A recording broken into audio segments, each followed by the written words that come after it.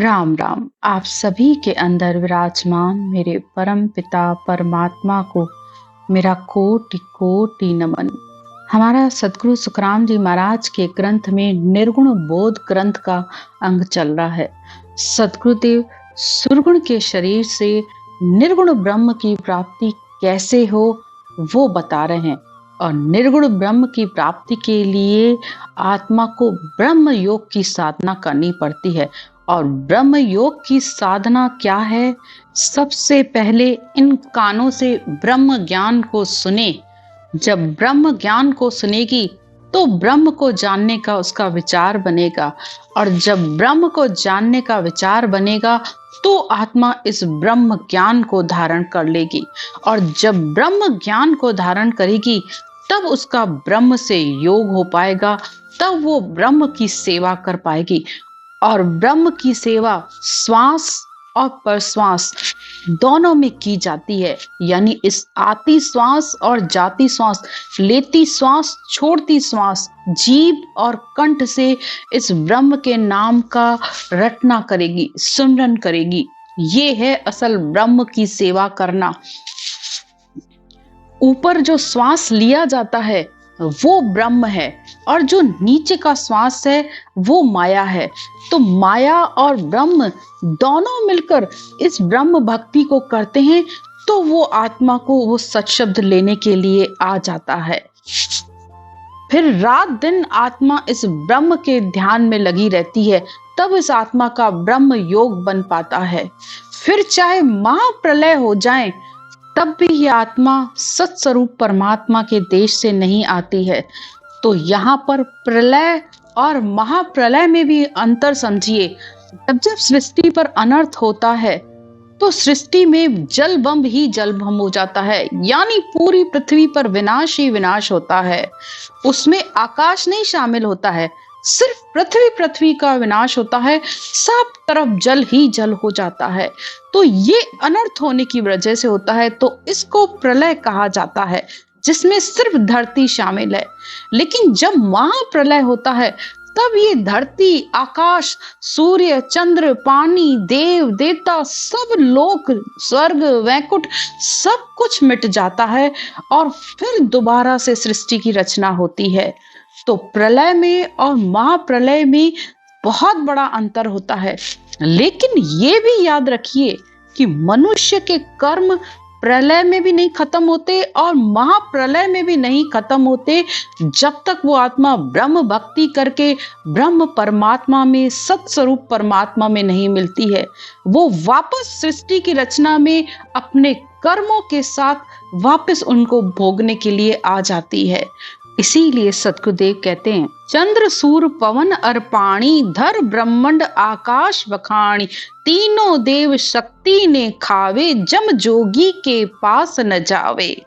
तो चंद्र, सूर्य, हवा, पानी, पृथ्वी, ब्रह्मांड, आकाश, तीनों देवता, ब्रह्मा, विष्णु, महेश, शक्ति, स्वर्ग, नरक सब कुछ मिट जाता है। सब कुछ काल के अंदर में है, सबको काल खा जाता है, लेकिन जम जोगी के पास न आवे। लेकिन जम यानी काल योगी को छू नहीं पाता है, काल की पहुंच ही नहीं है उस परमात्मा के देश तक। तो ऐसी भक्ति करो, ऐसी ब्रह्म योग की भक्ति करो कि काल इस आत्मा को छू भी न पाए।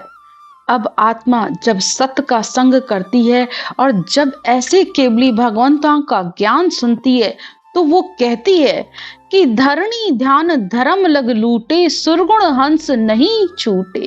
मैं बूझत हूँ यही विचारा, किस विध हंस जम से हुए है न्यारा।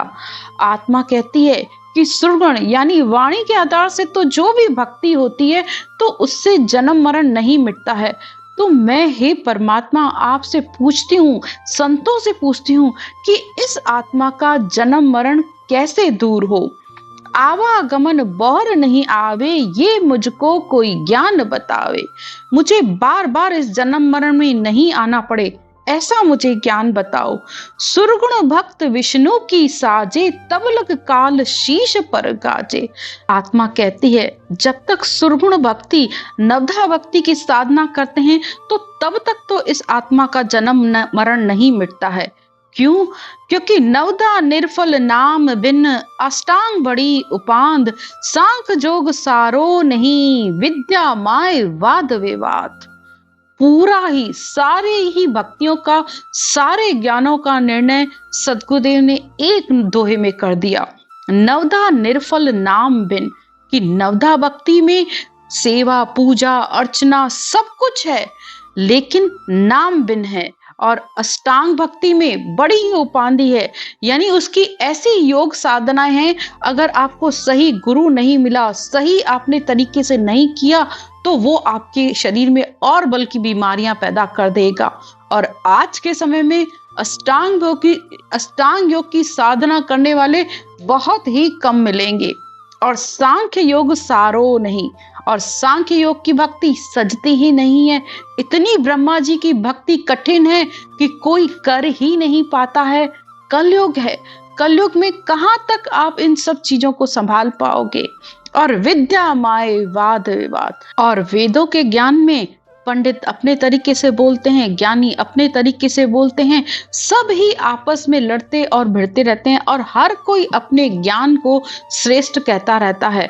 हर किसी की बुद्धि अपनी अपनी, तो हर कोई अपनी बुद्धि के अनुसार उस ज्ञान को कहता रहता है, तो उसमें वाद विवाद खड़ा हो जाता है। कोई कहता है मुझे ये दिखा, कोई कहता है मैंने ऐसे साधना की, कोई कह रहा है कि मुझे ये दिखा। तो सबका आपस में वाद विवाद ही चलता रहता है। तो मनुष्य और बल्कि कंफ्यूज हो जाता है कि मैं क्या करूं क्या नहीं करूं, उसे समझ में ही नहीं आता।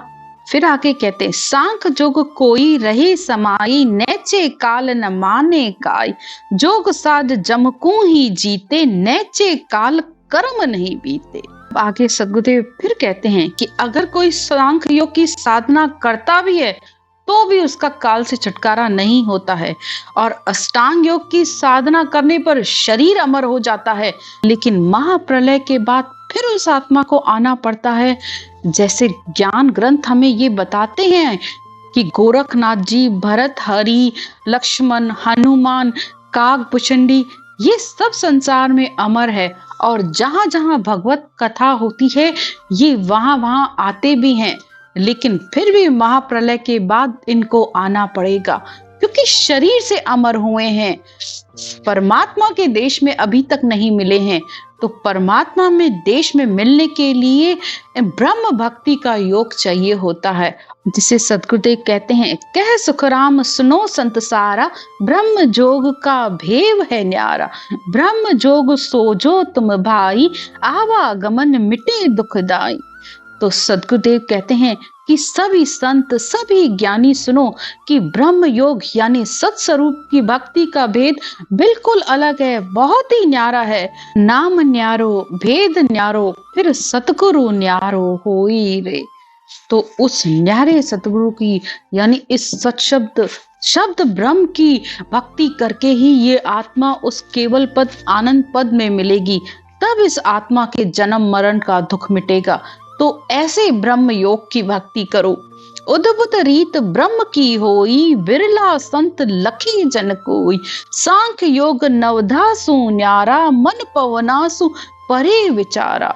सद्गुरुदेव कहते हैं कि उस ब्रह्म योग की विधि उद्भुत है, यानी बिल्कुल निराली है। हर किसी को ना तो सुनने के लिए मिलती है, ना ही समझ में आती है। इतना बड़ा ग्रंथ है, इस ज्ञान को पढ़ते भी रहते हैं, सुनाते भी रहते हैं, लेकिन आश्चर्य तब होता है कि ज्ञान को सुन सुनकर सीख तो लेते हैं, लेकिन जब उनसे ये पूछा जाए कि शब्द ब्रह्म कहते किसे हैं, शब्द किसे कहते हैं, ब्रह्म धुन किसे कहा जाता है, तो कहेंगे कि हमें नहीं पता है। बल्कि आश्चर्य होता है, तो फिर इस ज्ञान को बोलने की हिम्मत कैसे होती है? क्योंकि जिसका तुमने अनुभव ही नहीं किया, तो उसको बोल भी कैसे रहे हो? कैसे सामने वाले को बता पाओगे कि ये चीज आएगी, तब तुम उस ब्रह्म से मिल पाओगे, जब तुम्हारे खुद के पास ही नहीं है। तो क्या सिर्फ ज्ञानी बनने के लिए इस ज्ञान ग्रंथ को बोल रहे हो? तो ये तो कपट है ना। ना तो तुम खुद परमात्मा में मिलोगे, न सामने वाले को मिला सकते हो, न तुम्हारा उद्धार न सामने वाली आत्मा का उद्धार। तो दोनों ही यहाँ के यहीं रह गए, खाली आए खाली ही चले जाओगे। यानी संसार में तो कपट है ही है, परमात्मा की भक्ति में भी कपट। तो कम से कम पहले इस ज्ञान को समझो, इस विधि को समझो, इस भेद को समझो कि ये सिमरन, ये राम का सिमरन जो बताया जा रहा है वो क्यों करना है, उसको करने से होगा क्या, इस सिमरन का सार क्या है। ये भक्ति योग जो कहा जा रहा है बार बार, ये शब्द ब्रह्म सत शब्द हर पेज में, इस ग्रंथ का कोई ऐसा पन्ना नहीं है जिसमें इस शब्द को नहीं बताया जा रहा है। लेकिन पूछना तो बहुत दूर की बात है, बस पढ़ पढ़ के सुना के और ज्ञानी बनकर बैठ गए।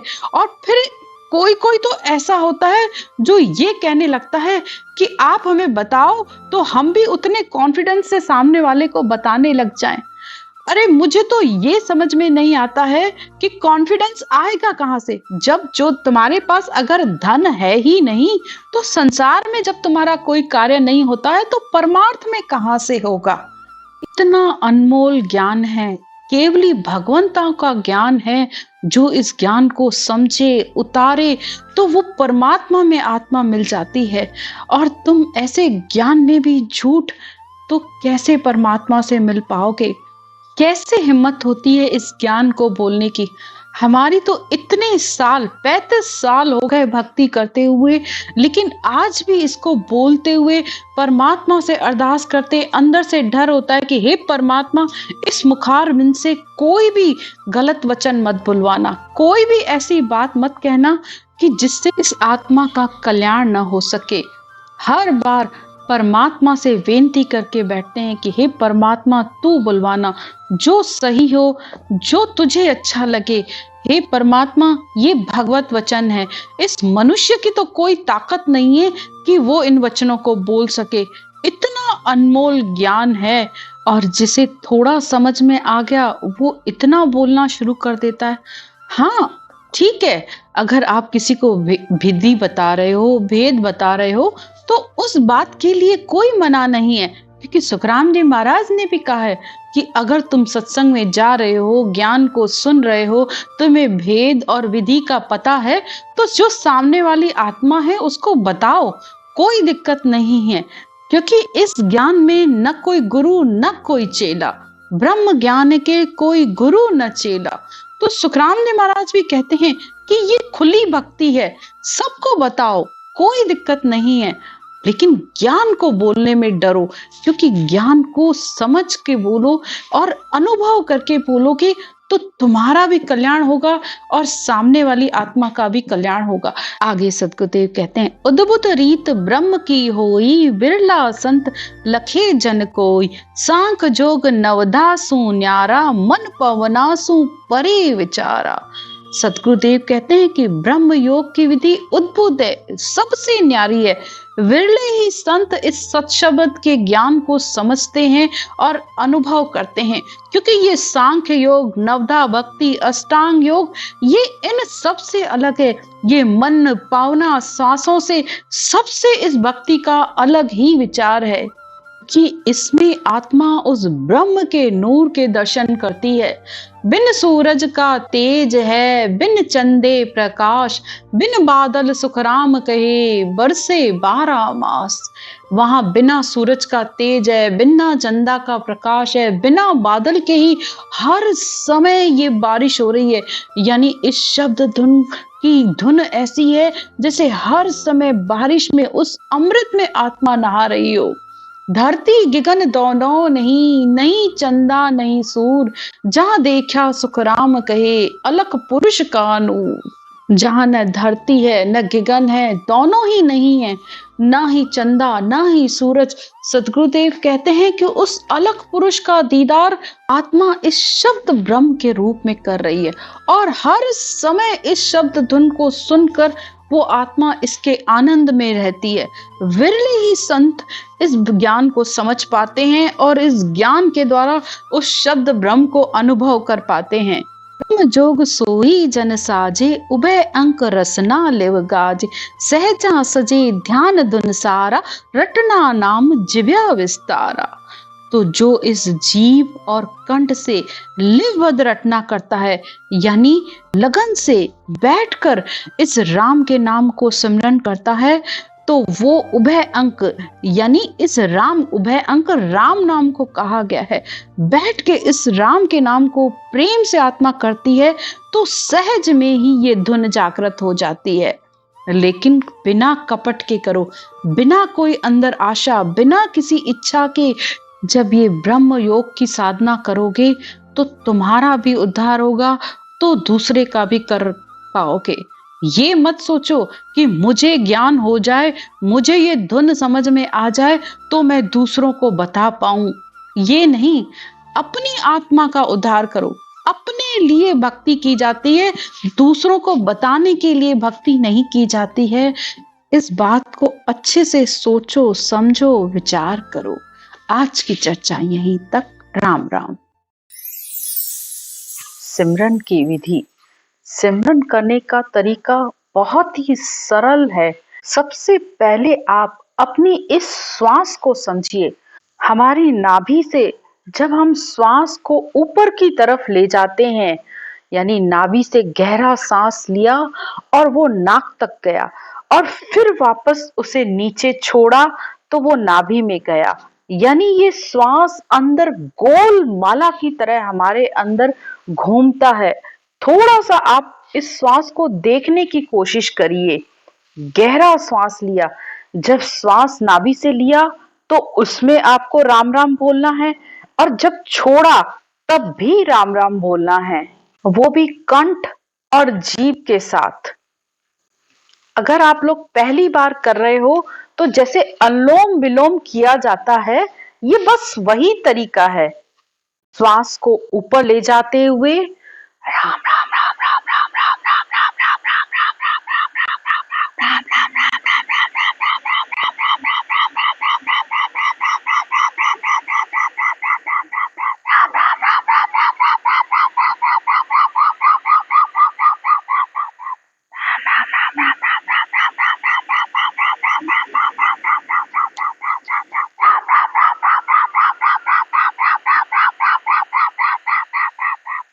श्वास को देखते हुए आपको सिमरन करना है।